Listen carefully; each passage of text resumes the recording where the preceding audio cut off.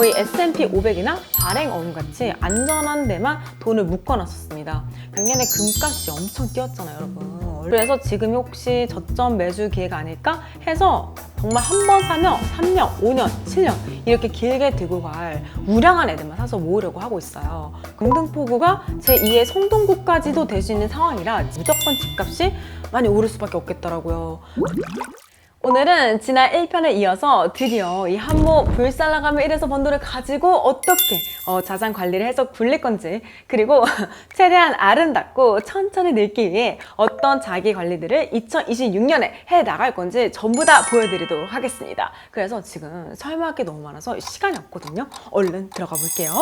일단 여러분들이 가장 궁금해하시는 재테크는 자산관리 포트폴리오라는 주제로 크게 8가지 방법으로 진행할 예정입니다. 첫 번째로 제가 작년에 영등포 시장역 바로 옆에 있는 24평짜리 아파트 하나를 17억 조금 안 되게 매수를 했어요. 왜냐면 제가 이 부동산 공부를 해보니까 영등포가 옛날에 그 지저분한 구도심이 더 이상 아니겠더라고요. 왜냐면 지금 영등포가 정말 천지개벽을 하고 있어요. 그래서 이게 잘만 풀리면 영등포구가 제2의 성동구까지도 될 수 있는 상황이라 지금 미리 사두면 무조건 집값이 많이 오를 수밖에 없겠더라고요. 그래서 일시적 2주택이 가능한 3년 동안은 일단 사는 건 여기 파주집에서 살고 영등포 아파트를 월세를 받으면서 이걸로 이자를 갚으면서 보유를 하려고 하고 있습니다. 그리고 두 번째로 작년에 금값이 엄청 뛰었잖아요, 여러분. 얼마나 뛰었냐면 KRX 금연물 기준으로 2024년 연초 대비 2025년 최고가 기준으로 거의 50%가 뛰었거든요.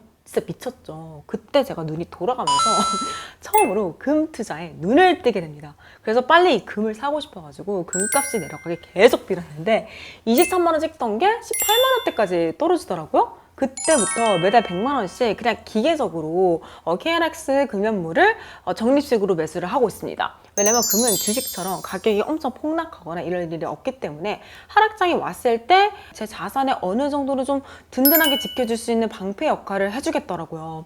그리고 작년처럼 뭐 금값이 폭등하는 그런 일이 또 어디서 전쟁이 터지거나 이러면 생길 수 있잖아요. 그래서 먼 미래를 보고 매달 제가 투자하는 금액의 10%는 항상 금 현물에 투자하려고 하고 있습니다. 그리고 세 번째로 제 투자 성향이 좀 안전하고 우량한 것들만 투자하는 위험 회피형 이런 스타일이에요. 그래서 인버스, 2배, 3배, 레버리지, 암호화폐 이런 거는 아예 거들떠도 보지 않았습니다. 그런데 작년에 장이 너무 좋아서 이런 파생 상품으로 돈 번 사람들이 너무 많은 거예요. 그리고 작년에 비트코인이 엄청 많이 떨어졌잖아요. 그래서 지금이 혹시 저점 매수 기회가 아닐까 해서 많이는 아니고 정말 소액만, 진짜 다 일하도 괜찮은 정도의 수준이 딱 제 투자 금액의 5%만 가지고 처음으로 도전해 보려고 하고 있습니다. 그래서 그 내용을 한번 써봤고요. 그리고 작년에 코스피가 사상 처음으로 4천을 돌파하면서 국장이 너무 좋았잖아요. 그래서 제가 원래는 국내 주식을 코로나 때 너무 되어가지고 거들떠도 안 봤었는데 이번 정부가 주식시장 활성화를 위해 다양한 정책을 적극적으로 추진하는 걸 보고 작년에 잠깐 다시 돌았거든요. 근데 제가 워낙에 크게 되어가지고 도저히 미국 ETF들처럼 장기 투자는 못 하겠더라고요. 근데 또 단타는 저랑 너무 안 맞아서 단기도 장기도 아닌 한 달에서 두세 달 이렇게 애매한 기간 동안 투자하는 걸 스윙 투자라고 해요. 그래서 올해도 국장이 괜찮을 것 같아서 제 투자 금액 20%만 가지고 괜찮은 종목이 보이면 우량주 위주로 스윙 투자를 하려고 하고 있습니다. 그리고 제가 사실 미국 개별 주식 투자는 거의 해본 적이 없어요. 왜냐면 저는 작년까지 서울 아파트를 언제 살지 계속 타이밍을 보고 있었기 때문에 만약에 갑자기 제가 산 주식들이 미친 듯이 떨어졌을 때 이 괜찮은 매물이 나오면 큰일 나는 거잖아요. 그래서 최대한 그 리스크를 피하려고 거의 S&P 500이나 발행어음같이 안전한 데만 돈을 묶어놨었습니다. 근데 제가 이제 서울 아파트를 샀잖아요. 큰 돈이 들어갈 일이 당분간은 없는 거예요. 그래서 올해부터 국내 주식과 동일하게 제 투자 금액의 20%를 정말 한 번 사면 3년, 5년, 7년 이렇게 길게 들고 갈 우량한 애들만 사서 모으려고 하고 있어요. 그래서 그 내용도 써봤고요. 그리고 제가 30대가 되면서부터 계속 해오던 거, 매년 IRP 계좌에 300만 원, 연금저축에는 1,500만 원 해서 총 한도 1,800을 꽉꽉 채워가지고 1,700만 원은 S&P 500, 나머지 약 90만 원은 나스닥이랑 채권 혼합형 상품에 계속 꾸준히 넣고 있어요. 그래서 매년 세액 공제 혜택도 받으면서 노후 대비를 하고 있습니다. 그래서 그 내용도 써봤고요. 그리고 ISA 절세 계좌에는 반대로 예를 들어 SMH를 추종하는 뭐 코덱스 미국 반도체나 QQQ를 추종하는 타이거 미국 나스닥 100 ETF 같이 조금 더 리스크가 있는 성장형 ETF 위주로 매달 제 투자 금액의 30%를 꾸준히 기계적으로 적립식 매수를 했었어요. 그래서 올해도 계속 그렇게 하려고 내용을 한번 써봤고요. 그리고 마지막으로 부모님 노후 대비는 저희 부모님 두 분 모두 제 회사 직원으로 실제 일하고 계세요. 그래서 제가 저희 회사 퇴직연금 DC를 운영하고 있거든요. 그래서 매년 부모님 퇴직금이 여기에 부어서 제 노후연금이랑 비슷하게 70%는 S&P 500, 나머지 30%는 나스닥이랑 채권 혼합형 상품에 넣어서 굴리고 있습니다. 그래서 나중에 제 부모님이 연로해지셔서 퇴사를 하시게 되면 매년 제가 넣어드린 퇴직연금을 타면서 생활비로 쓰시면 되겠더라고요. 그래서 이렇게 부모님 노후 대비까지 저희 2026년 자산관리 계획을 보여드렸는데요. 들으면서 이해가 잘 안 되시는 부분들이 많죠. 걱정 마세요. 오늘은 그냥 제가 어떻게 투자를 하는지만 간단하게 보여드린 거고, 다음 영상부터는 뭐 금은 도대체 어떻게 투자를 하고 ETF 얘네들은 뭐고 부동산은 또 어떻게 공부하는 건지 하나하나 진짜 하나하나 다 보여드리도록 하겠습니다. 그래서 자산관리 내용은 여기서 일단 마치고요. 다섯 번째로는 저의 요즘 가장 큰 관심사인 최대한 건강하고 아름답게 늙기 위한 저속노화 셀프 케어드립니다.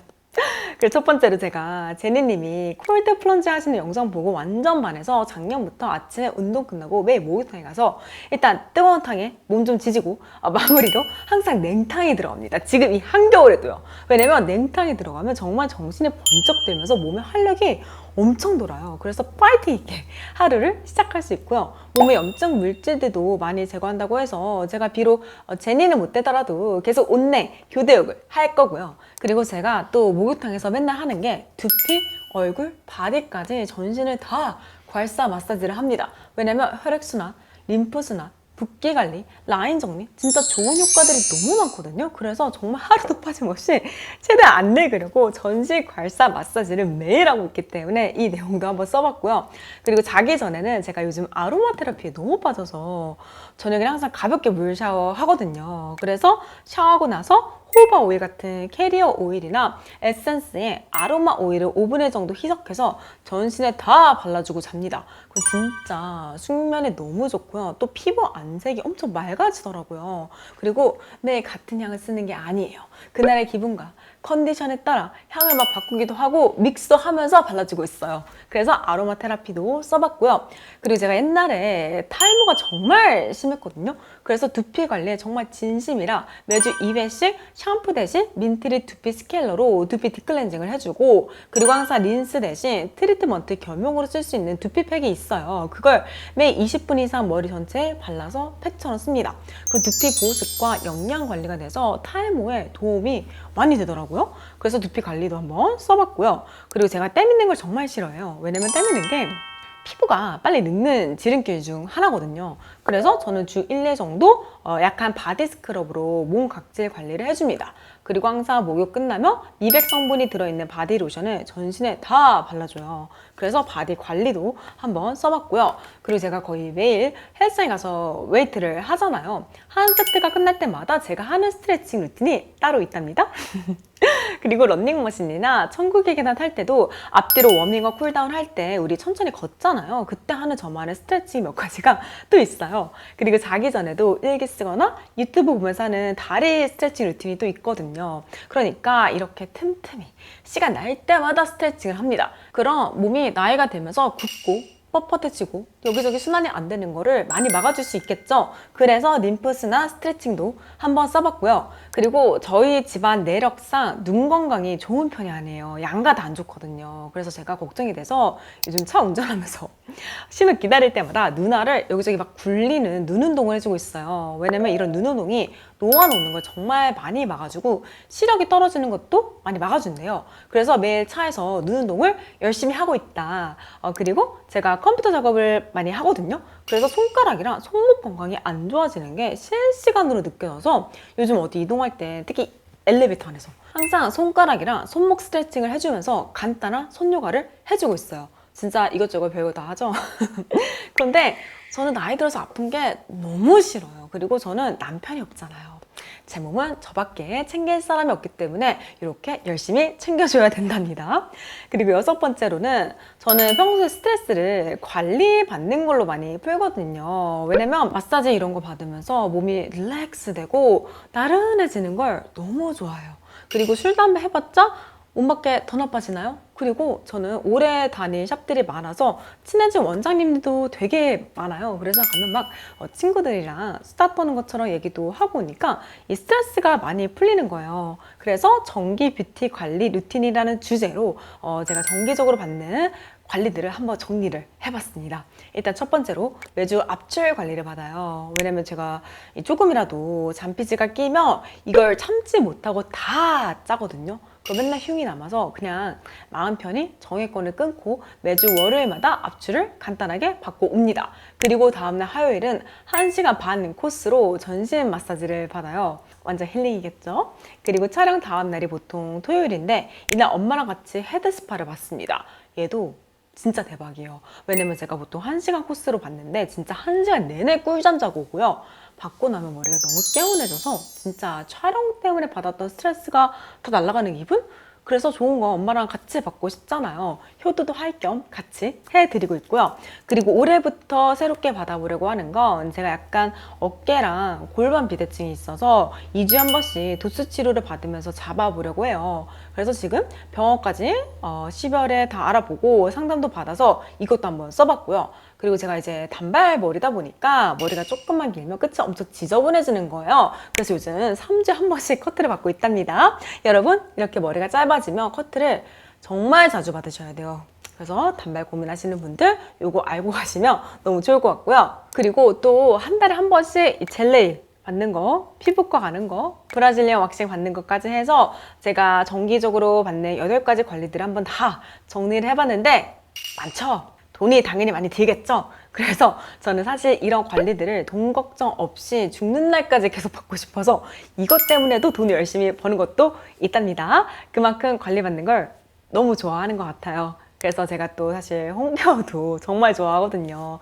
특히 팩이랑 홈케어 기기들 이런 것들 완전 환장을 합니다. 그래서 시간이 진짜 조금이라도 나면 이것저것 혼자서 관리를 많이 해요. 그래서 홈케어 피부 관리 루틴도 한번 정리를 해봤는데 일단 첫 번째로 아침에 목욕도 하고 괄사 마사지도 하니까 모공이 좀 확장되고 피부 자극도 좀 갔을 거 아니에요. 그래서 매일 목욕탕에서 모델링 팩을 진정 관리로 해주고 있어요. 그리고 아침에 스킨케어 하기 전에 피부 열감 낮추려고 스킨팩도 매일 해주고 있어요. 그리고 반대로 저녁에는 피부의 영양 공급과 재생을 위해 항상 기초를 크림까지 다 바르고 나서 겔 마스크나 콜라겐 랩핑팩 아시죠? 그 둘 중 하나를 자주 하는 편입니다. 그래서 그 내용도 써봤고 그리고 일주일에 한 번은 중력의 힘을 어떻게든 조금이라도 거슬러서 피부 탄력을 지키려고 리프팅 팩을 매주 1회씩 해주고 있고요. 그리고 또 제가 여드름 피부다 보니까 최소 일주일에 한 번은 피지 관리를 위해 클레이 팩을 꼭 해주고 있습니다. 그리고 홈케어 기기로는 일단 LDM을 모방한 교차 초음파 기기를 매일 아침마다 목욕탕에서 요즘 해주고 있어요. 왜냐면 교차 초음파 관리를 꾸준히 하면 피부가 근본적으로 튼튼해지는 느낌이 들어서 너무 괜찮더라고요. 그래서 요즘은 괄사하고 교차 초음파 관리하고 모델링 팩으로 마무리하는 게 제 목욕탕 루틴 중에 일부고요. 그리고 제가 탄력 레이저를 다 끊었거든요. 진짜 하나도 안 받고 있어요. 그래서 집에서 대신 일주일에 한 번씩 하이프 집속 초음파 기기로 리프팅 관리를 해주고 있습니다. 그리고 고주파 관리는 주로 바디랑 목 쪽에 해주고 있어요. 왜냐면 바디 피부도 얼굴이랑 똑같이 소중한데 우리가 바디 관리는 등한시 하는 경우가 많잖아요. 그래서 저는 매 주말마다 바디 피부 탄력을 지키려고 전신의 고주파 관리를 꼭 해주고 있습니다. 거의 30분 넘게 걸리는데 근데 이것까지 안 하면 바디는 정말 하는 게 없어서 안 되겠더라고요. 아, 그리고 제가 이런 관리들을 올해부터 시작하겠다는 게 아니라 계속 꾸준히 해왔던 것들이에요. 그래서 2026년에도 계속 꾸준히 홈케어를 열심히 하겠다는 일종의 다짐으로 내용을 정리해 본 거랍니다.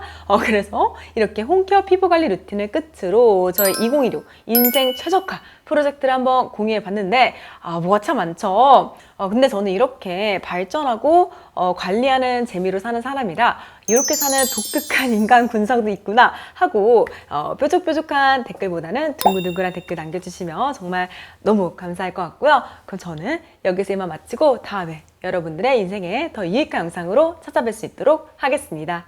감사합니다. 안녕.